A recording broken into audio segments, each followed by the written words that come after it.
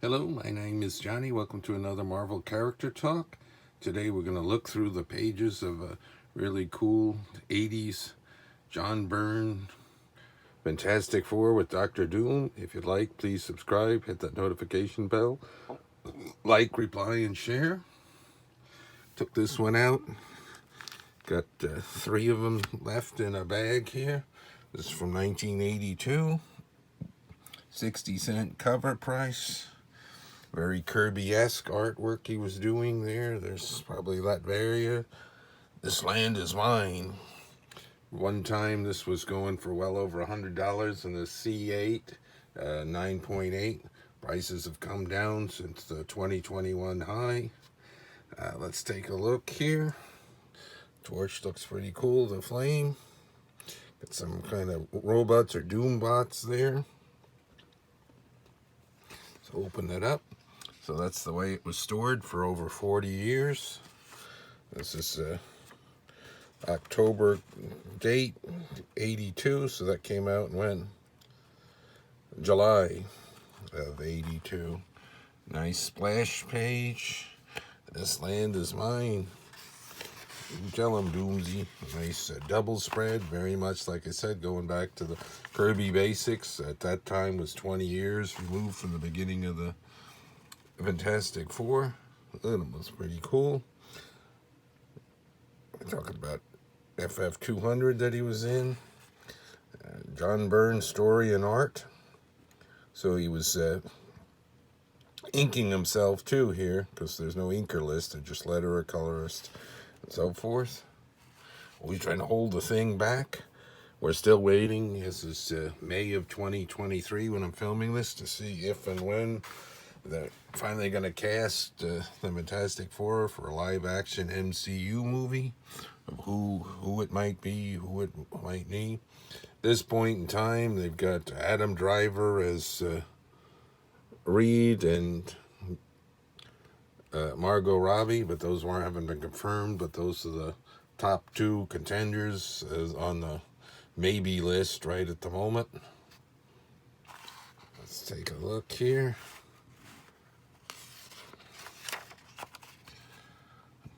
Reed Richards. And I believe she was changed over from Invisible Girl to Invisible Woman by this time, because I know that happened sometime in the Byrne run. That little kid running into him. It's just a kid who dare strikes a personage of Dr. Doom. Christoph. No, not Christoph. Yeah, so this one, I guess, was notable for Christoph appearance. Guess that was supposed to be another Dr. Doom. There's, they mention him. Yeah, Boris goes way back as caretaker, helper to Dr. Doom.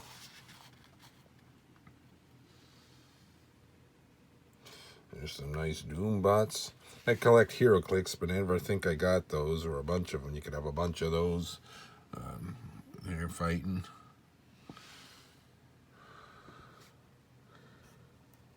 Yeah, sort of like Sentinels, not like them, but remind me of them. Group of them for Dr. Doom's country. See if we're gonna get a real Dr. Doom and a country and stuff. That's what made him neat. A little pocket country over there in Europe. Haven't looked inside of this in over 40 years. Bubblegum, that was a biggie. I like the grape. The spearmint, I think, was pretty good too. See, kids, if you buy your comics and you wait 40 years or more, they might be worth something. You wait, and wait. And spending like me, you move around several times and have to lug the comic boxes they're in and save them and store them and so forth. Back then, there were no backing boards that I'm aware of. It was just you can get comic bags, and they were expensive and on a budget, so a lot of things, like you see here, multiple ones went in. This was the biggie, the Mile High. Let's see, just for fun. See, they didn't even list all the early issues. They started out at 25 and 26 for the Fantastic Four. Here's the X-Men. That was the biggie at the time. X-Men 94 was always so expensive, and now that one's always cared less about that one compared to Giant Size 1. Look at that. See, the Giant Size 1 was 55, and the 94 were the same price. Now that one's much more expensive than X-Men 94. Get back to Doom. Doom, look at him. Chitter chatter, chitter chatter, chitter chatter. Lots of talk. Stan Lee and out in Hollywood trying to round up movies, and that was still over 20. This is 20 years before the first Sam Raimi, Tobey Maguire Spider-Man. That's how old this comic is now. Here they're using Doom in the ad. They did a cover I didn't like when they had the Silly Month, where Doom was sort of like that on one of the covers of this. It was Assistant Editor's Month or whatever it was. I never liked when they did silly stuff on the covers. Look at them all, a horde of them. Yeah, when are we going to get the Bashful Benjamin Grimm, the Blue-Eyed Benjamin Grimm, it's clobbering time, Benjamin Grimm, the Thing? Long time coming to get that in the movies, and see if we're ever going to get a correct version. We'll see.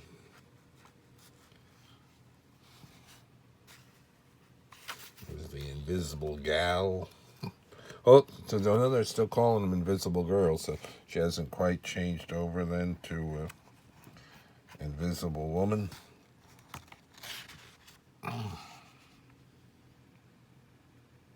always like Kirby the best, but this was pretty good artwork on the Thing, like that. And I liked Alright the way he did everybody else.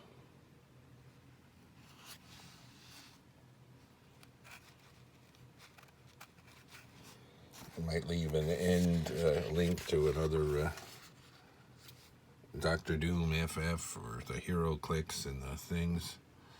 For this, Master of Kung Fu.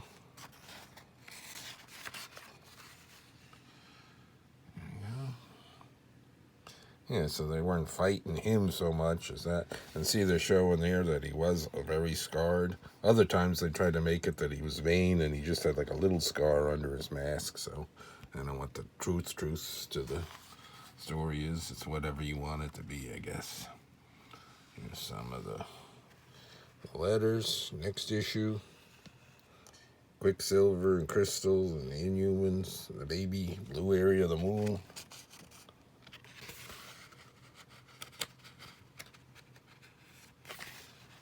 Page, and there's a nice ad for early video games, Star Wars.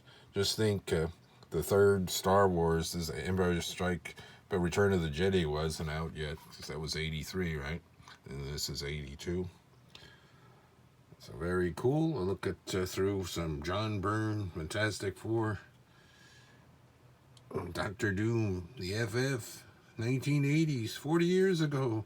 More Marvel character talk to come. Thanks for watching.